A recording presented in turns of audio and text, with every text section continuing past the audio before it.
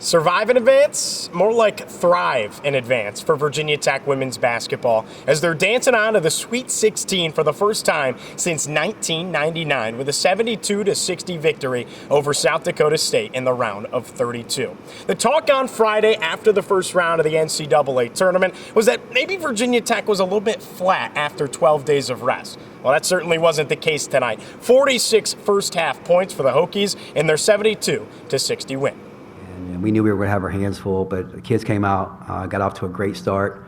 Didn't finish the way we wanted to, but it's very gratifying to be able to get to this point. The very first game that I ever coached as a head coach on the women's side, it was in this building, and I was at James Madison, and we played against Bonnie Henriksen's team, and we lost in overtime.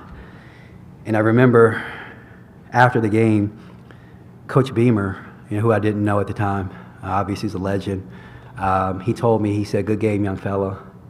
And that meant the world to me just because he spoke to me.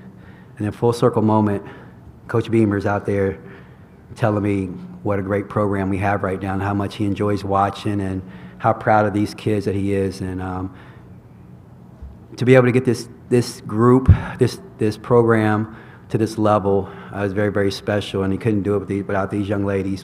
ACC Player of the Year, Liz Kitley, did her thing with a 14-point, 14-rebound double-double, while Georgia Amore led the way in scoring with 21 points for Virginia Tech. Following her domination on the court, Georgia joked about her career-high 19 three-point attempts, good for second most in program history. To be honest, it was a different defense than I've played against this year. They didn't really go over screens or have a hand-up, so I was just taking them, and to be honest, I like taking a three more than a layup, so I knew I had taken a lot. I didn't know it was that many, but that just went out my mind because we needed baskets. The true keys to success for Virginia Tech were without a doubt Kayana Traylor and Taylor Soule.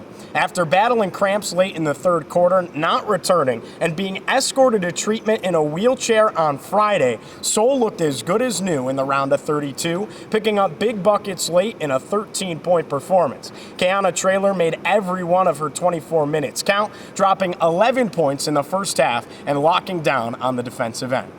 She was Boston College's leading scorer. And when we recruited her, she said, "Look, I just want to be a part of a winning program, and I want to win an ACC championship, and I want to go far in the tournament."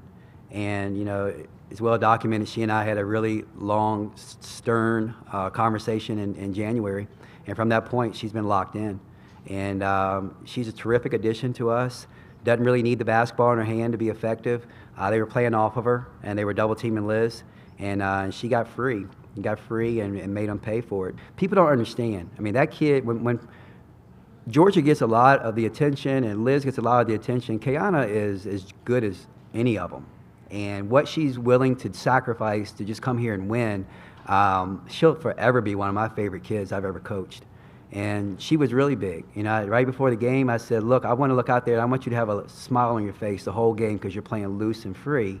And she came out and she gave us a big spark in the first half, helped us a lot in the second half, did a great job defensively, and very proud of her, very happy for her. What's next for Virginia Tech after the 72-60 victory to punch a ticket to the Sweet 16? Well, it's unfamiliar territory. The Northwest. Virginia Tech heads out to Seattle, where they'll play the winner between the 4-seed Tennessee and the 12-seed Toledo. That matchup happens tomorrow night at 6 p.m. down in Knoxville. Will Virginia Tech play Tennessee for the second time this season, or will the slipper still fit for Toledo? Regardless, the story is still being written for Virginia Tech women's basketball in 2023. Next chapter, the regional semifinals out in Seattle for the Sweet 16. Signing off from Castle Coliseum in Blacksburg and reporting for Tech Sideline, I'm Giovanni Heater.